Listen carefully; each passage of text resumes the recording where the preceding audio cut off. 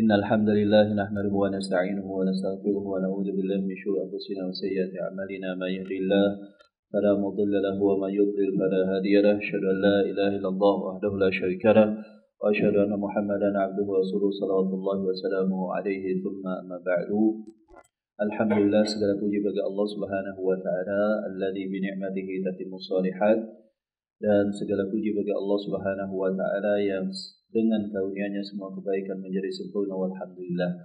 Ibu-ibu sekalian rahimani wa iyyakum jami'an, alhamdulillah kembali kita bisa melanjutkan kajian kita dalam pembahasan kitab Al-Wajiz fi Aqidati As-Salafis Shalih Ahli Sunnati wal Jamaah. Pembacaan daripada kitab Al-Wajiz, penjelasan akidah salafus salih ahli sunnah wal jamaah.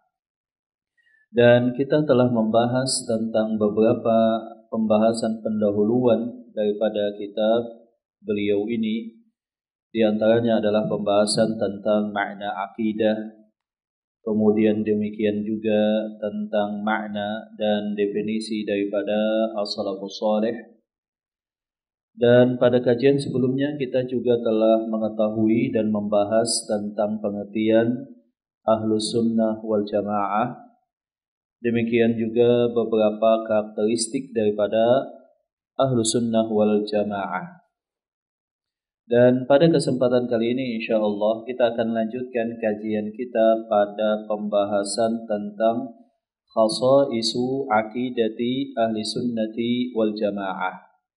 Jadi di pembahasan sebelumnya kita telah membahas tentang pengertian Ahlu Sunnah wal Jamaah, bahwa secara umum Ahlu Sunnah wal Jamaah itu adalah mereka yang sangat fokus dan konsentrasi untuk berpegang teguh pada sunnah Rasulullah SAW dan juga al-jamaah, yaitu sunnahnya al-jamaah yang pertama, yaitu para sahabat radhiyallahu taala anhum, dan mereka berjamaah di atasnya serta tidak saling berpecah. Ini adalah ringkasan daripada definisi Ahlus Sunnah wal Jamaah. Dan semua kaum muslimin itu wajib berusaha menyesuaikan dirinya dengan ketentuan Ahlus Sunnah wal Jamaah. Jadi dari sudut klaim dan penisbatan, maka kaum muslimin harus menisbatkan kepada Ahlu Sunnah wal Jamaah, tidak boleh kepada selainnya.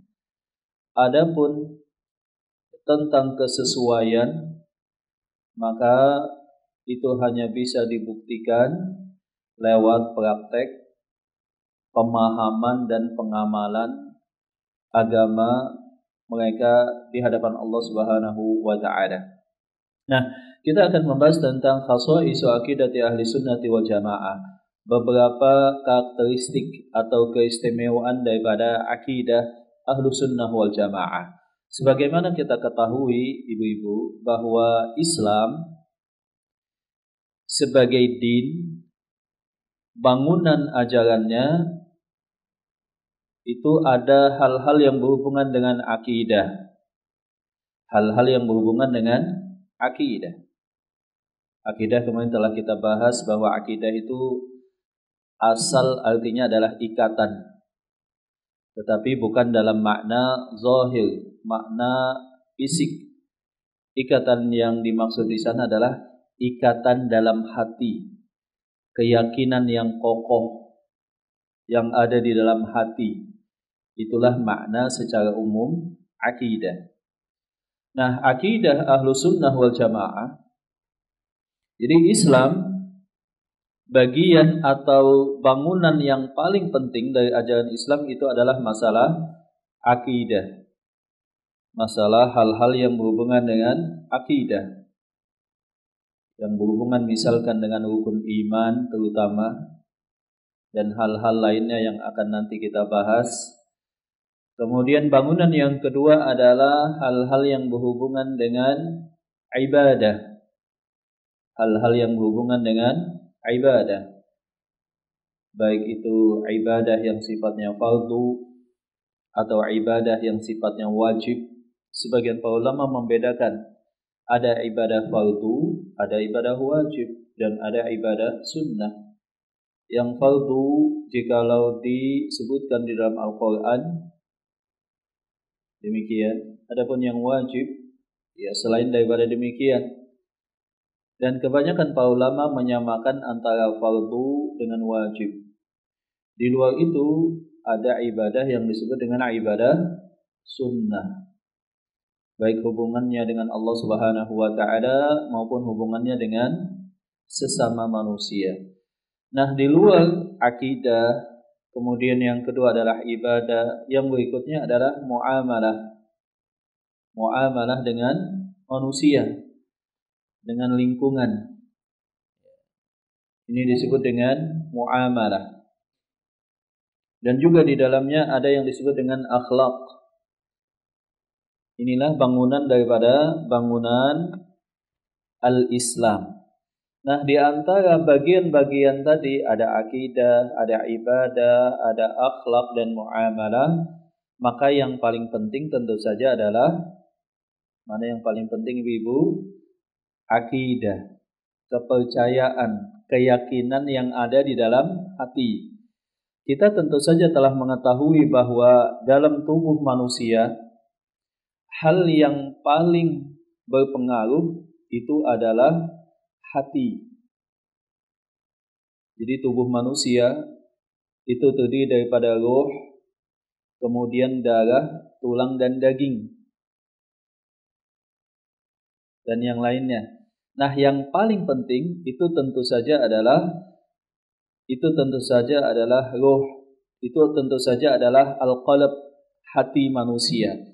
Dan hal yang mempengaruhi hati tadi itu adalah keyakinan. Itu adalah prinsip, itu adalah akidah. Makanya dalam Islam Rasulullah SAW bersabda, "Inna fil jasadi mudghatan." Sesungguhnya di dalam tubuh manusia itu ada segumpal darah. Idza salahat salahal jasadu kulluh.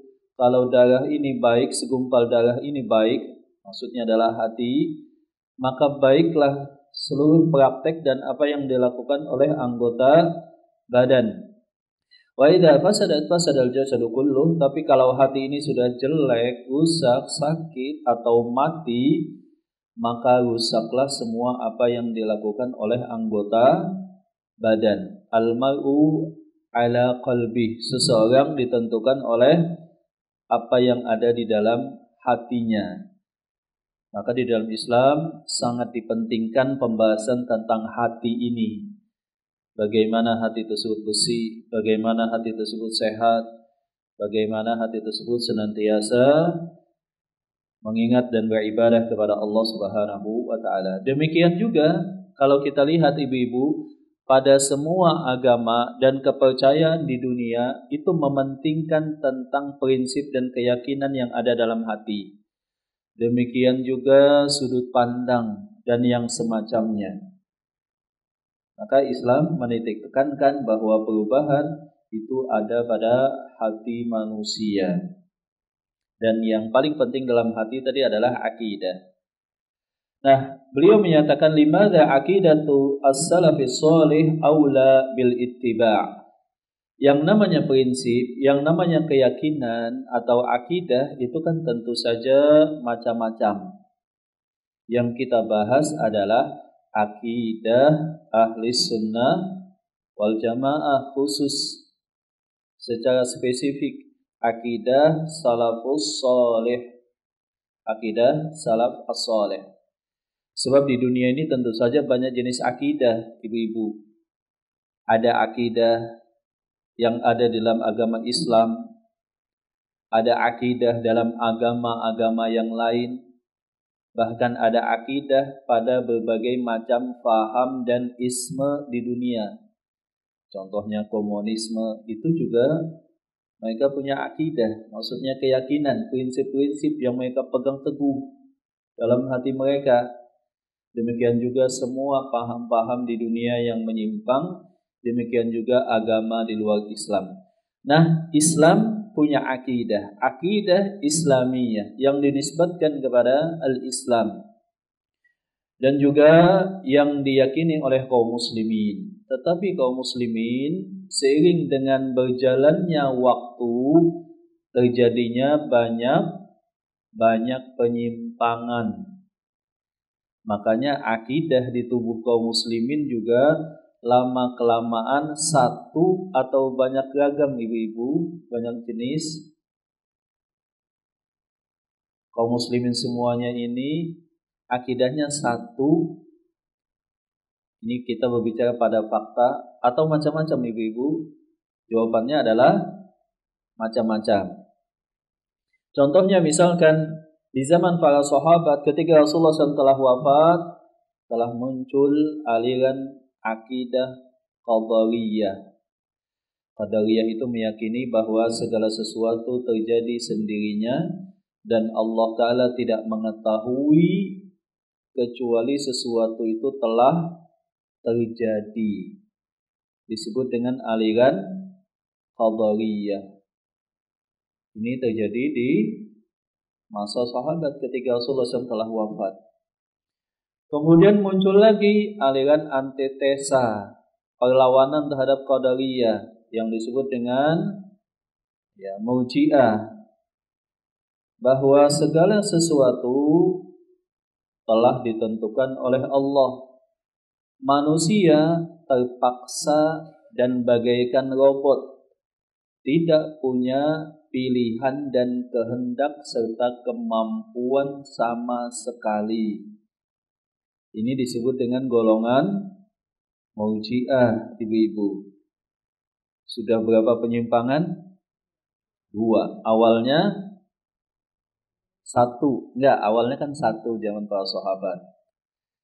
Di bawah bimbingan Rasulullah SAW muncul Qadariyah, muncul Murji'ah.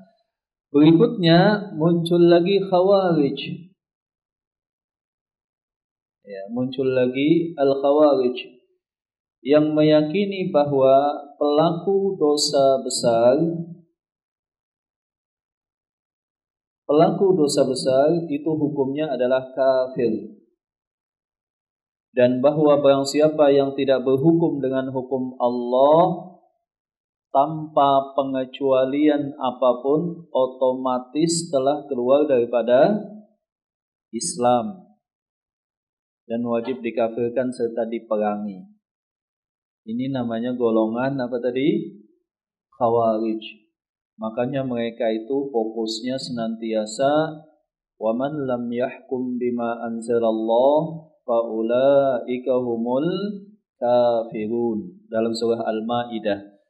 Barang siapa yang tidak berhukum dengan hukum Allah, maka otomatis dia telah kafir. Otomatis tanpa penjelasan, tanpa pengecualian, pokoknya kafir. Yang tidak ikut mengkafirkan diapakan Bu sama kaum Khawarij? Ikut dikafirkan. Misalkan ada sekelompok Khawarij menyatakan bahwa pemerintah fulan di satu negara fulan karena tidak berhukum dengan hukum Allah otomatis kafir. Yang tidak mengkafirkan juga kafir. Yang ragu terhadap kekafiran pemerintahnya juga kafir.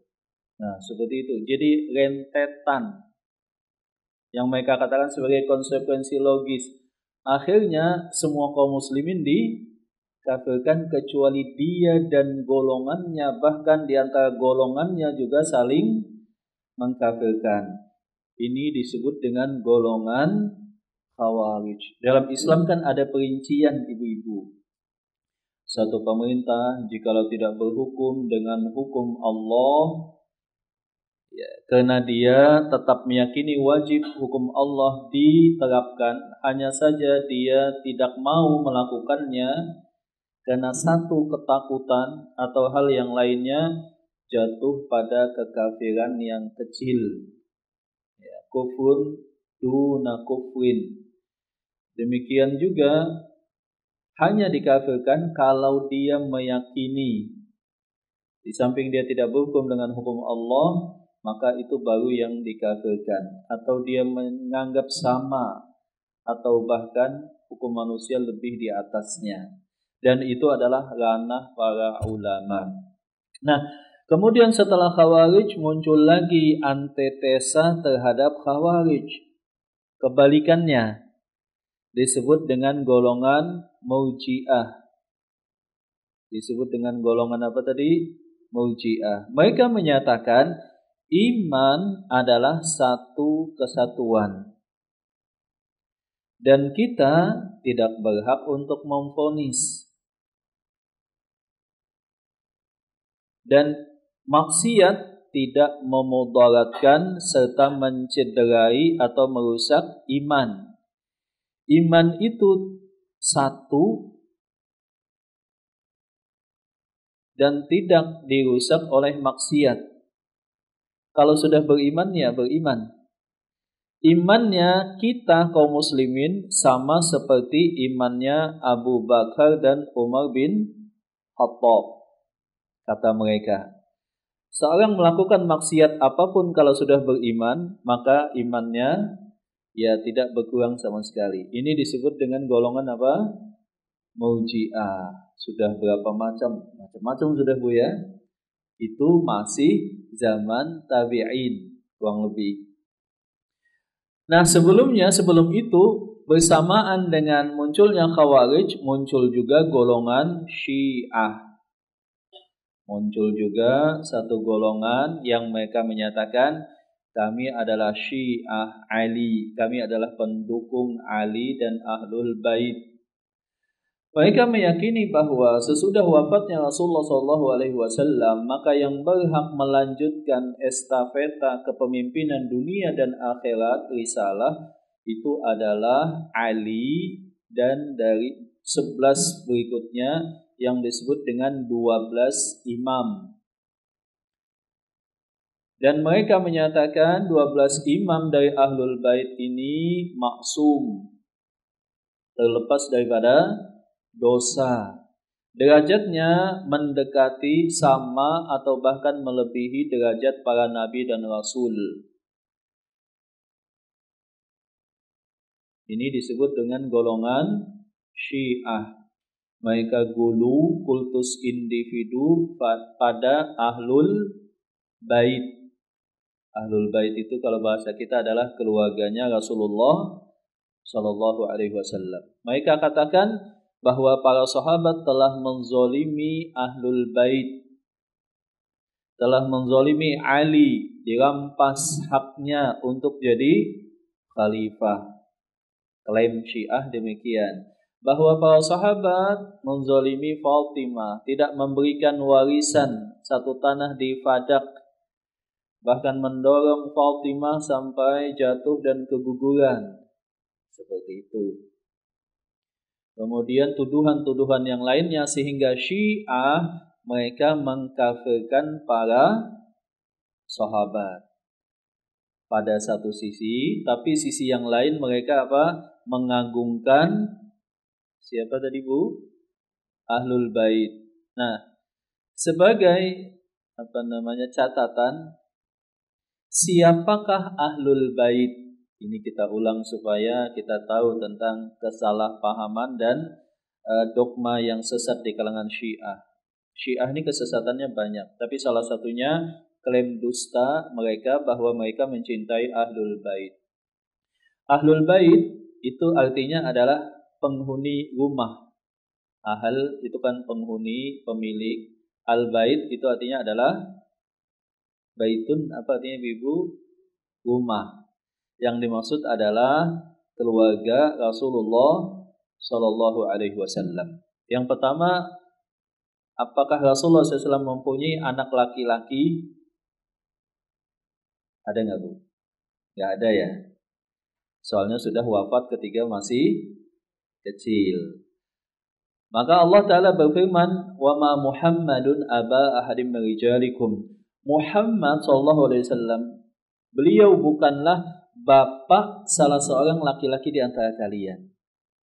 Jadi garis keturunan Rasulullah SAW dari jalur laki-laki itu terputus. Rasulullah nggak punya anak laki-laki yang tumbuh dewasa, nikah, kemudian melahirkan, ada keturunan. Nggak ada, Bu ya. Maka Rasulullah SAW tidak punya keturunan dari jalur anak laki-laki. Yang ada hanyalah anak perempuan. Maka yang dimaksud oleh ahlu sunnah wal jamaah sebagai ahlul bait itu yang pertama adalah qarabatun Nabi sallallahu alaihi wasallam min bani Hashim wa Abdul Muttalib. Yang pertama menurut ahlu sunnah wal jamaah para ulama, ahlul bait itu adalah keluarga Nabi dari Bani Hashim alladzina dakhalu fil Islam, yang mereka masuk ke dalam Islam. Siapa keluarga Nabi daripada Bani Abdul Muttalib yang masuk ke dalam Islam? Ali bin Abi Thalib. Kemudian Abbas paman Nabi. Kemudian siapa lagi? Ibnu Abbas, anaknya Abbas. Kemudian Ja'far. Ja'far ini anaknya daripada Abu Thalib. Ja'far bin Abi Thalib. Kemudian yang kedua adalah istri-istri Nabi. Itu semuanya adalah ahlul bait. Hanya saja Syiah menyatakan istri Nabi bukan ahlul bait. Kita harus pahami ini. Yang ketiga ahlul bait adalah anak keturunan Rasulullah SAW hasil pernikahan Ali bin Abi Thalib dengan Fatimah putri Rasulullah SAW. Itu kan melahirkan Hasan dan Husain. Kemudian keturunan ke bawahnya. Ahlu sunnah wal jamaah berarti meyakini ahlul bait itu siapa saja, Bu? Yang pertama keluarga beliau dari Bani Hashim. Adapun yang kedua apa? Yang masuk ke dalam Islam tentu saja. Yang kedua istri-istri Nabi. Yang ketiga cucu Rasulullah SAW dari hasil pernikahan Ali dan Fatimah. Itu walaupun bukan keturunan dari jalur laki-laki, tapi ulama menyatakan masih masuk ahlul bait dan mereka punya keutamaan nasab sampai hari kiamat dengan izin Allah Subhanahu wa taala. Tetapi barang siapa yang punya kemuliaan nasab tidak bisa menyelamatkan dia di hadapan Allah. Nah, kalau kita lihat Ali bin Abi Thalib, Ahlussunnah wal Jamaah sepakat Ali dan Fatimah ahlul bait. Ahlussunnah menetapkan istri Nabi ahlul bait. Syiah malah mengkafirkan istri Nabi. Bayangkan, Bu. Jadi kita jangan silau. Oh, Syiah kok cinta ahlul bait? Enggak, kecintaan yang dusta. Mereka melaknat, membenci dan mengkafirkan istri-istri Nabi. Nah, yang sepakat itu Ali, ahlu sunnah menyatakan jelas Ali adalah ahlul bait. Fatimah juga adalah ahlul bait. Kalau Fatimah kan ahlul bait, kenapa, Bu? Anak daripada Rasul. Sekarang kita tanya Syiah, Ali jadi ahlul bait kenapa? Kira-kira kenapa, Bu? Kenapakah Ali masuk dalam kategori ahlul bait? Apakah karena anak Nabi? Bukan. Keponakan, berarti dari kerabat beliau dari Bani Abdul Muttalib yang masuk ke dalam Islam. Kalau Syiah sebagian memandang Ali jadi ahlul bait karena nikah dengan Fatimah. Padahal Utsman juga menikah dengan dua putri Rasulullah, yaitu Ruqayyah dan Ummu Kulthum. Syiah kemudian beralasan secara dusta, oh itu cuma berita yang tidak bisa dipertanggungjawabkan. Jadi Syiah menolak klaim Utsman menikah dengan Ruqayyah dan Ummu Kulthum. Itulah intinya. Nah, yang kita garis bawahi ibu-ibu adalah bahwa ternyata akidah Islam itu memang satu. Akidah yang didasarkan pada Al-Quran dan hadis. Tapi akidah yang diyakini oleh kaum muslimin secara fakta, bahkan dari awal di ujung masa sahabat sampai saat ini, itu satu atau macam-macam ibu-ibu, macam-macam. Belum lagi ada akidah aneh-aneh. Contohnya akidah sufi, ya kan? Yang mereka menuhankan, kultus individukan, beribadah kepada para wali, terutama yang sudah meninggal, yang mereka klaim sebagai wali, sehingga hobinya berdoa, membaca Quran, salat dan tawaf di mana Bu? Sufi itu tasawuf di kuburan. Kemudian ada lagi akidah sesat, misalkan Ahmadiyah, macam-macam lah.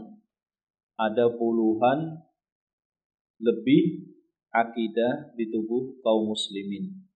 Dan kita telah membahas dulu bahwa semua yang beriman kepada Allah, demikian juga Al-Quran dan risalah Rasulullah SAW, demikian juga kepada rukun Islam dan sholat yang menghadap kiblat, itu disebut dengan umat Islam, disebut dengan kaum muslimin, disebut dengan ahlul kiblat. Nah, itu secara umum kita berlakukan mereka sebagai ahlul kiblat, saudara sesama muslim.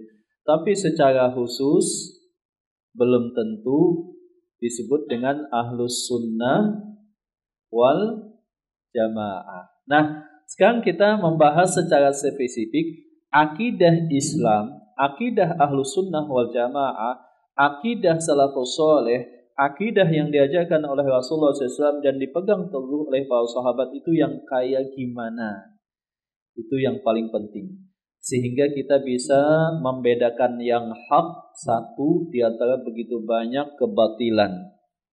Kalau di buku kita baca, kenapakah kita mempelajari, meyakini, dan beriman kepada akidah salafus saleh yang diyakini oleh generasi sahabat yang pertama?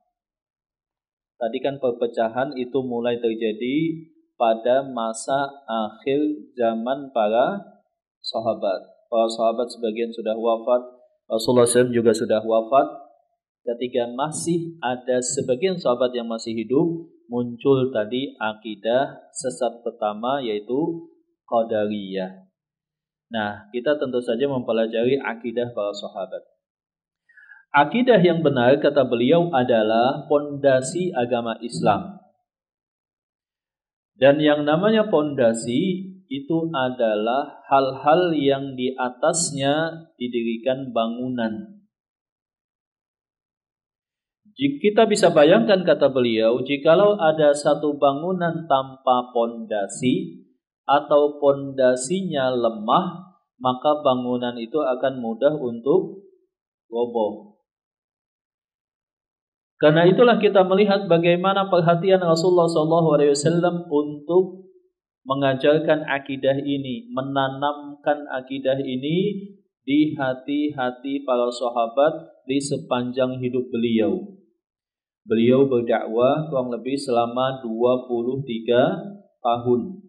Dan hal yang paling dominan yang senantiasa beliau ulang adalah aspek dalam hal akidah, supaya para sahabat itu betul-betul kokoh akidahnya. Sebab kalau sudah kokoh akidah, Masya Allah, itu tidak mudah goyah oleh godaan dan tantangan. Maka kita lihat bagaimana efeknya. Rasulullah SAW, beliau berdakwah di Mekah selama 13 tahun. Selama 3 tahun sembunyi-sembunyi, beliau tanamkan akidah. 3-4 tahun beliau tanamkan akidah. Kemudian masuklah orang-orang yang terdekat daripada Rasulullah SAW. Dan sebagian besarnya adalah orang-orang yang lemah, Kemudian setelah itu beliau dakwah terang-terangan dan beliau mendapatkan ancaman, tantangan, siksaan, bahkan ancaman pembunuhan. Sebagian para sahabat sebagaimana yang menimpa Bilal, kita mengetahui kisahnya. Demikian juga sahabat yang lainnya. Ada yang dibunuh, ada yang disiksa. Apakah ada di antara mereka yang berbalik kemudian keluar daripada Islam? Bilal contohnya, ya kan? Kemudian yang lain-lain. Mereka ternyata tetap teguh memeluk Islam. Pertanyaannya, kenapa bisa kokoh, teguh, walaupun disiksa dan dibunuh? Jawabannya adalah akidah tadi telah tertanam kuat, kokoh di dalam hati. Demikianlah sepanjang zaman. Demikianlah kisah juga yang kita temui contohnya dalam kisah Ashabul Ukhdud. Ketika mereka dilempar ke parit api, mereka menyatakan la ilaha illallah. Demikian juga di sepanjang zaman. Contohnya misalkan ketika pemerintahan komunis di Uni Soviet dulu, itu kan melakukan pemaksaan, pembunuhan dan penyiksaan bagi kaum muslimin. Demikian juga di berbagai macam belahan dunia di sepanjang zaman. Kalau akidah telah tertanam kokoh, maka tidak bisa tergoyahkan. Jadi Rasulullah SAW selama 3 atau lebih 4 tahunan itu yang disampaikan hanya satu: sembahlah Allah, jangan sembah selain Allah. Ucapkanlah la ilaha illallah. Tinggalkanlah semua sesembahan Allah dan apa yang dikatakan oleh nenek moyang. Itu saja, Bu. Maka Rasulullah SAW mendakwahkan itu satu demi satu. Kemudian beliau mulai dakwah terang-terangan.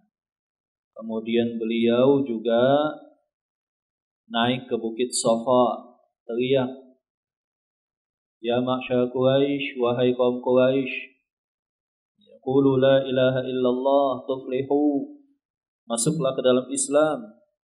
Cukup kalian mengucapkan kalimat la ilaha illallah, maka kalian akan beruntung dan selamat. Maka kaum kafir Quraisy menyatakan, aja'alal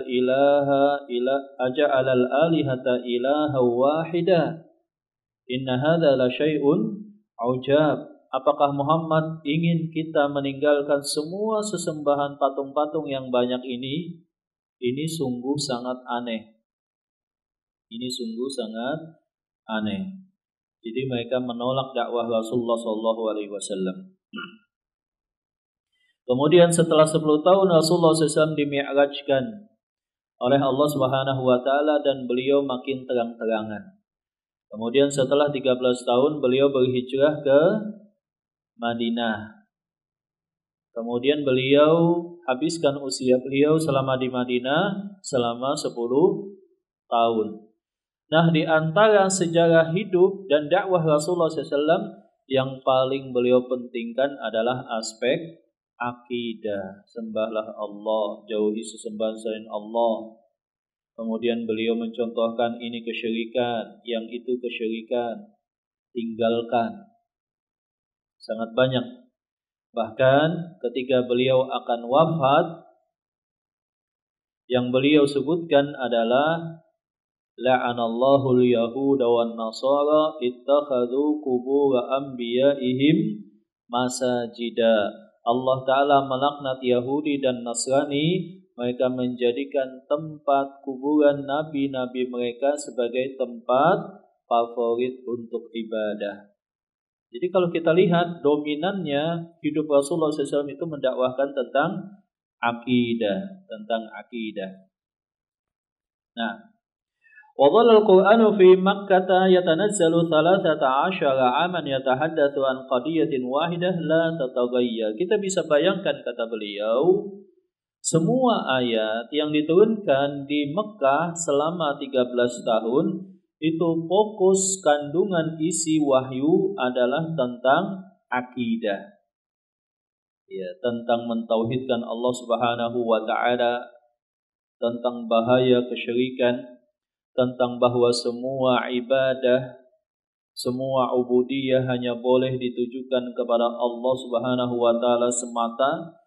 Demikian juga Rasulullah SAW mengajak dan mengajarkan para sahabat, demikian juga mendidik dan membina para sahabat, dan beliau katakan bahwa tujuan diutusnya para nabi dan rasul, tujuan diturunkan kitab suci, semua kitab suci, dan tujuan bahkan penciptaan manusia dan jin adalah untuk mengikhlaskan ibadah hanya kepada Allah.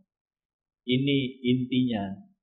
Jadi tujuan diutusnya semua nabi dan rasul. Walaqad ba'atsna fi kulli ummatin rasulan an i'budullaha wajtanibut taghut wa ma arsalna min qablika min rasulin illa nuhi ilaihi annahu la ilaha illa ana. Jadi tidaklah diutus para nabi dan rasul melainkan untuk ibadah kepada Allah. Tidaklah diturunkan kitab suci kecuali untuk menyampaikan pentingnya iman dan ibadah kepada Allah. Bahkan tidaklah jin dan manusia diciptakan kecuali untuk ibadah kepada Allah. Dalilnya kata beliau, "Wa ma khalaqatul jinna wal insa illa liya'budun." Az-Zariyat ayat yang ke-59. Tidaklah aku ciptakan jin dan manusia melainkan hanya beribadah kepadaku, kata Allah Subhanahu wa taala. Karena itulah kata beliau, semua dakwah nabi dan rasul itu juga dakwah pada tauhid. Allah taala berfirman di dalam surah An-Nahl ayat 36, "Wa laqad ba'atsna fi kulli ummatin rasulan an i'budullaha wajtanibut taghut." Dan telah kami utus pada setiap umat masing-masing rasul, dakwah seruan mereka sama, sembahlah Allah dan jauhilah taghut, sesembahan selain Allah Subhanahu wa taala. Karena itu Rasulullah SAW menyatakan al-anbiya wa akhillah, para nabi itu mempunyai garis keturunan yang tersambung. Dinuhum wahid, agama dan dakwah mereka satu, yaitu tauhid. Wa syara'i'uhum syatta, syariat mereka yang berbeda-beda. Maka kata beliau, kita memahami urgensi dan pentingnya tauhid atau mempelajari akidah salafus salih ini supaya akidah salafus salih ini jelas bagi kita. Jadi jangan sampai yang kita pelajari bukan akidah salafus salih, bukan akidah ahlus sunnah wal jamaah. Dan kita juga harus berkontribusi untuk mendakwahkannya, sehingga kaum muslimin juga berakidah dengan akidah ahli sunnah wal jamaah, dan mereka terbebaskan dari berbagai macam akidah-akidah yang menyimpang yang sangat banyak faktanya saat ini, kata beliau. Wal aqidatu ala manhaj salafus salih. Maka kata beliau, akidah manhaj salafus salih itu mempunyai keistimewaan dan karakteristik yang unik, yang membedakan daripada yang lainnya. Maka kita wajib mempelajarinya, meyakininya, berpegang teguh dengannya. Yang pertama, beliau menyebutkan beberapa contoh karakteristik dan keistimewaan akidah Ahlus Sunnah wal Jamaah. Tidak semuanya, tapi di buku ini beliau sempatkan menyebutkan 4 di antaranya. Awalan, yang pertama, innaha sabilul wahidu lil khalasi minat tafarruqi wa tahazzubi wa tauhidi sufufil muslimin ammatan wal ulama'i wa du'ati khassatan. Yang pertama adalah akidah salafus salih. Akidah Ahlus Sunnah wal Jamaah ini adalah jalan satu-satunya untuk menyatukan kaum muslimin secara umum dan juga para ulama serta dai mereka secara khusus. Tidak mungkin menyatukan kaum muslimin di atas akidah yang menyimpang. Satu-satunya kaum muslimin hanya bisa disatukan dengan akidah yang betul. Akidah berdasarkan Al-Quran dan hadis yang dipahami dan diamalkan oleh para sahabat yang jauh dari berbagai macam kesyirikan. Liannaha wahyun min Allah Ta'ala wa hadyu Nabi sallallahu alaihi wasallam. Sebab akidah yang betul tadi itu bersumber daripada wahyu Allah dan juga petunjuk Rasulullah sallallahu alaihi wasallam, wa ma kana alaihi ra'ilul awal, dan itulah juga yang dipegang, diyakini dan diamalkan oleh para sahabat. Wa ayyu tajammu'in ala ghairiha masiruhu at-tafarruq wat tanazu' wal ikhfaq wat tahabbut. Dan kalau ada kaum muslimin yang mereka berpegang teguh tetapi bukan pada akidah para sahabat, akidah qadariyah contohnya tadi Bu, atau akidah apa lagi, misalkan tadi antitesa qadariyah namanya apa tadi, Jabariyah, Jabariyah. Kemudian ada lagi Khawarij, ada lagi antitesa daripada Khawarij Murji'ah, kemudian Syiah, kemudian Sufiyah, kemudian yang lain-lain semacamnya. Maka pasti ujungnya itu adalah kemunduran, berpecah belah, dan menyebabkan kaum muslimin menjadi lemah dan terjajah. Makanya kalau kita lihat ibu-ibu, ketiga bangsa Eropa, ya mereka melakukan penjajahan dengan alasan mencari benua yang belum ditemukan, tetapi sejatinya adalah untuk penjajahan. Maka saat itu kaum muslimin dalam keadaan lemah, akidah mereka juga macam-macam, dan oleh penjajah akidah tadi disuburkan, akidah-akidah yang menyimpang tadi. Makanya dulu pemerintah Belanda itu salah satu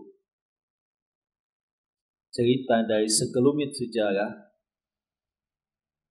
itu senang kalau berbagai macam kesyirikan dan bid'ah itu menjamur di masyarakat Indonesia. Dan penjajah itu sangat khawatir terhadap apa yang disebut dengan Wahabi. Terutama dulu di Sumatera Barat, ada mereka yang berjihad dari kalangan para ulama yang tercerahkan dengan dakwahnya Syekh Muhammad Ibnu Abdul Wahhab, bahwa Islam harus murni akidahnya, harus murni syariatnya, bahwa berbagai macam bid'ah dan adat yang menyimpang itu harus dibersihkan daripada Islam. Di antaranya adalah para ulama yang terkenal dengan Harimaunan Salapan di Minangkabau sana. Kemudian mereka berjihad, awalnya mendakwahi kaum adat, kemudian lama-kelamaan mereka berjihad melawan penjajah Belanda. Itu Belanda, salah satu isu yang dihembuskan adalah hati-hati, ini adalah Wahabi, gitu. Itu adalah Wahabi. Makanya dulu orang haji itu dicatat. Mungkin ibu-ibu zaman dulu ada yang tahu paspor haji Indonesia itu beda. Warna apa, Bu? Iya. Nggak tahu ya? Kalau saat ini sama semua, Bu ya? Dulu itu kalau nggak salah apa ya? Warna coklat kalau nggak salah ya. Jadi dibedakan, Bu. Tahun 2000-an baru diubah. Dulu itu paspor yang biasa hijau, negara lain semuanya hijau. Indonesia kalau haji paspornya coklat kalau nggak salah. Saya juga lupa, udah lama ya. Nah, itu melanjutkan tradisi kebijakan pemerintah kolonial Belanda. Jadi yang baru datang haji ketahuan, oh ini habis haji. Patut untuk diawasi dan diwaspadai. Makanya di dunia kebanyakan yang adatnya adalah kalau sudah haji dipanggil Pak Haji dan Bu Haji. Kalau dipanggil begitu kan Belanda jadi tahu, oh ini nih, dia pernah haji, patut diawasi, diwaspadai. Biasanya kalau orang sudah haji, dia kan bertemu dengan komunitas dan kaum muslim dari seluruh dunia, mendapatkan pencerahan bahwa penjajahan di atas muka bumi itu harus dihapuskan, tidak sesuai dengan Islam, begitu. Makanya ketika kaum muslimin mulai sadar dan kemudian merdeka, saat itu dibentuk partai-partai dan pemilihan umum pada tahun 50-an. Itu kan ada namanya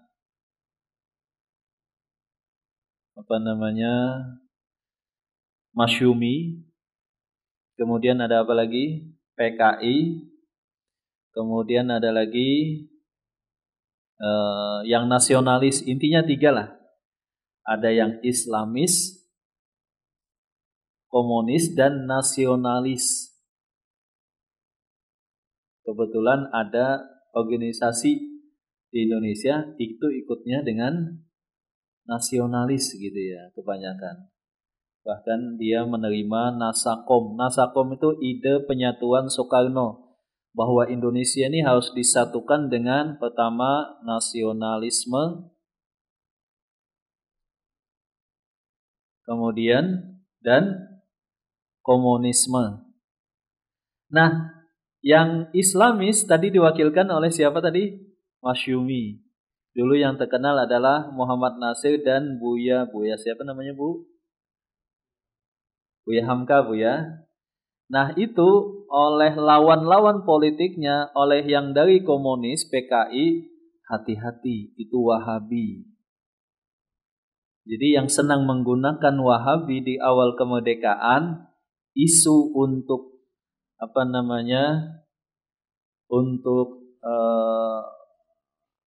merendahkan itu adalah dari kalangan nasionalis dan PKI terutama.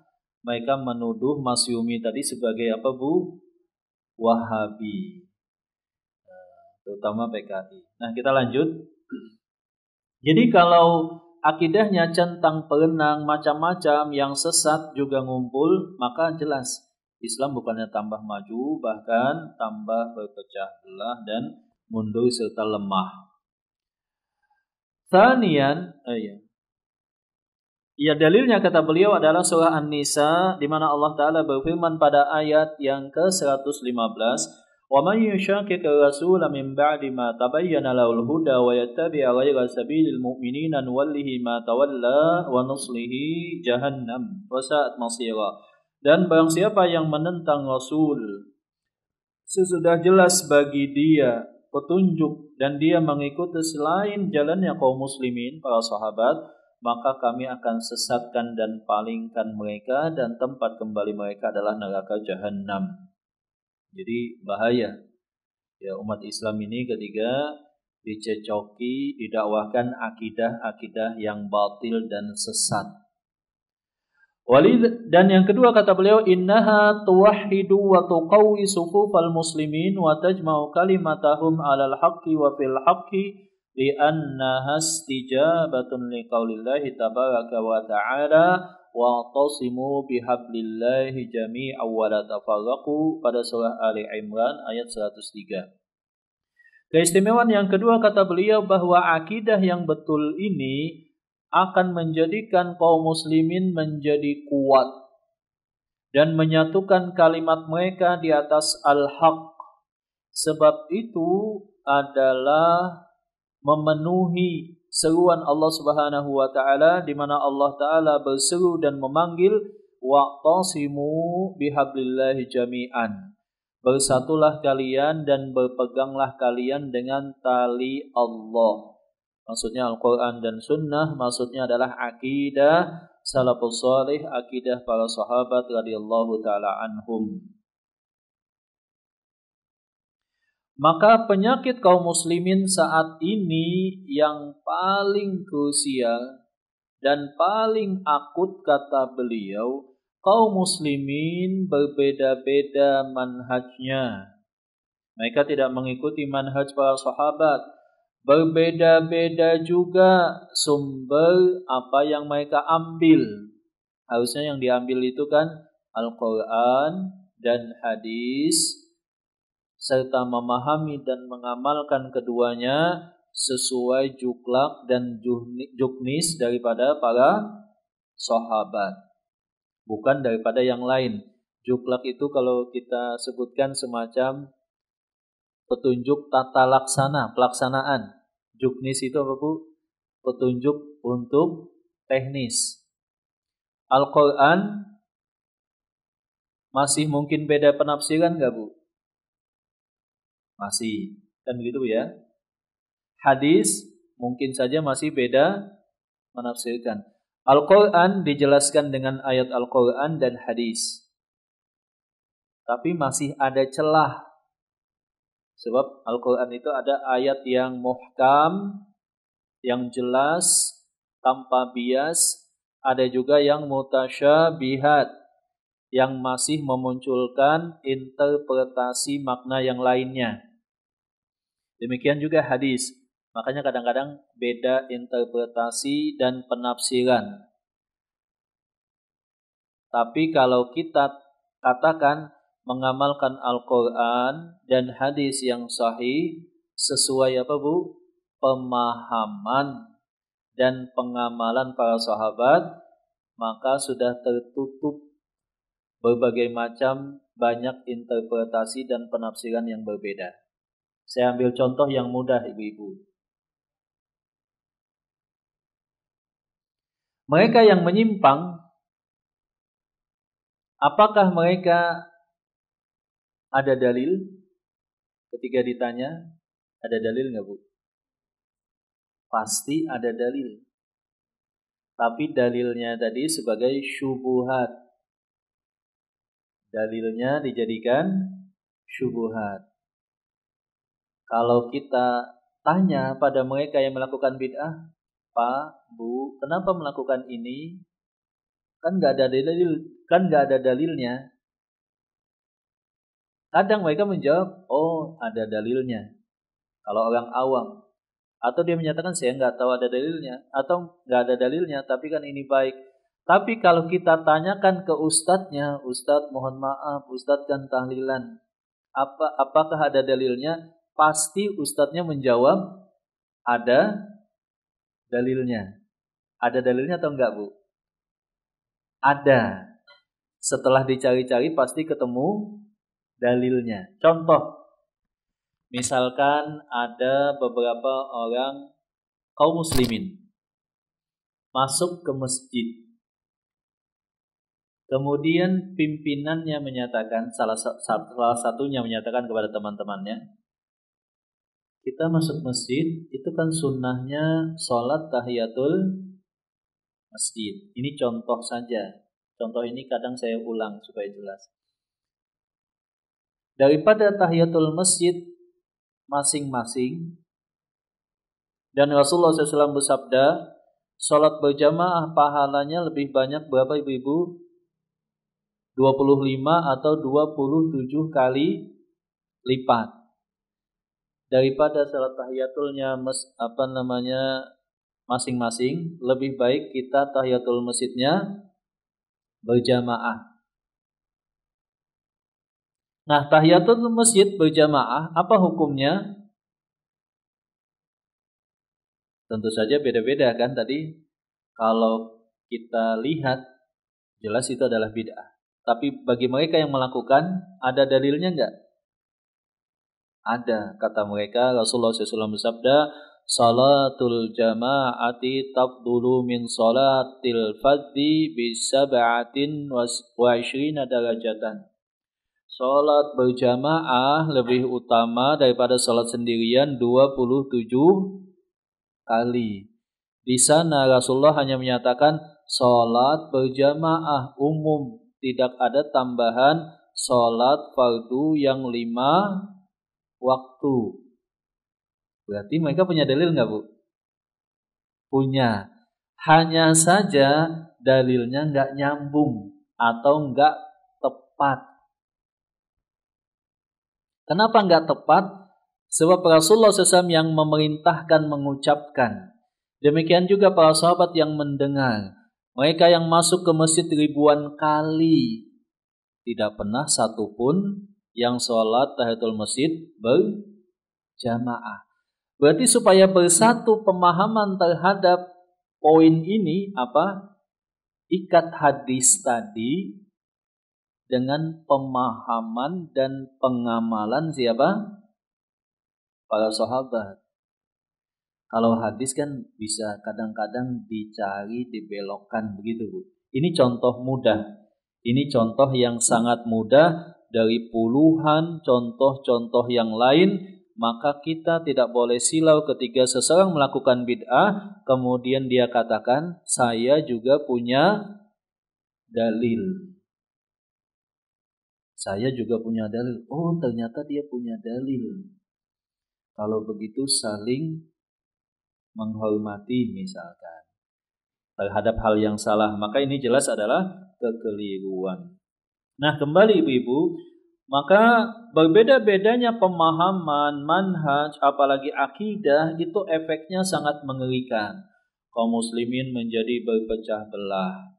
Kemudian mereka menjadi lemah dan mundur ke belakang serta terjajah oleh musuh-musuh. Kemudian yang berikutnya, karakteristik dan keistimewaan yang ketiga adalah bahwa akidah yang betul tadi akan mengikat kaum muslimin secara langsung. Mereka terhubung dengan Allah Subhanahu wa taala dan Rasul-Nya. Mereka menjadi cinta dan mengagungkan Allah Subhanahu wa taala. Demikian juga Rasul-Nya, dan mereka mendahulukan perkataan Allah dan Rasul-Nya di atas semua perkataan manusia. Inilah karakteristik akidah Ahlus Sunnah wal Jamaah. Jadi bagi mereka ketaatan kepada Allah dan Rasul-Nya, mendahulukan hukum Allah dan Rasul-Nya, itu adalah hal yang paling penting dan paling prioritas serta utama. Seperti itu. Tidak boleh mendahulukan perkataan syekh, perkataan ustadz di atas perkataan Allah dan Rasul-Nya. Yang keempat, keistimewaan akidah Ahlussunnah wal Jamaah. Innaha sahlatun muyassaratun wadihatun. Akidah salafus salih itu mudah, muyassarah, gampang, simple, wadihah, jelas, tanpa bias. Kan sangat jelas, Bu. Allah adalah zat yang maha kuasa. Dialah Allah yang menciptakan semua makhluknya. Dialah Allah Al-Khaliq. Maka semua makhluknya wajib beribadah kepada Allah. Ya, wajib beribadah kepada Allah. Langsung kepada Allah, ikhlas kepada Allah, tanpa adanya kesyirikan dan tanpa adanya perantara. Ini kan sangat jelas, simple, mudah daripada akidah contohnya Sufiyah. Sufiyah itu menyatakan kita ini kan penuh dosa. Kita ini manusia yang lemah, penuh dosa. Kalau kita langsung doa dan ibadah kepada Allah, enggak etis. Di sana ada para wali yang suci dan dekat, statusnya tinggi dengan Allah. Maka kalau kita mau mohon kepada Allah, jangan langsung kepada Allah. Tapi lewat mana, Bu? Tawasul dulu gitu ya. Ini kan ribet jadinya. dan jadi bias dan menjadi cemoohan serta candaan agama lain. Kalian bilang kami kesyirikan, menyeru kepada anak Tuhan. Anak Tuhan loh cuma satu, Yesus saja kami doa. Kalian malah berdoa kepada para wali yang jumlahnya ratusan. Jadinya kan ada celah candaan karena ulah daripada mereka yang menyimpang tadi. Wallahu taala a'lam bissawab. Barakallahu fikunna, semoga bermanfaat dan semoga Allah Subhanahu wa taala menetapkan kita di atas hidayah, memberikan petunjuk kepada kita untuk teguh di atas akidah yang sahihah, ahli sunnah wal jamaah, as-salafus salih. Barakallahu fikunna wa jazakunallah. Aqulu qawli hadza wa astaghfirullah li wa lakum. Alhamdulillahirabbil alamin. Assalamualaikum warahmatullahi wabarakatuh.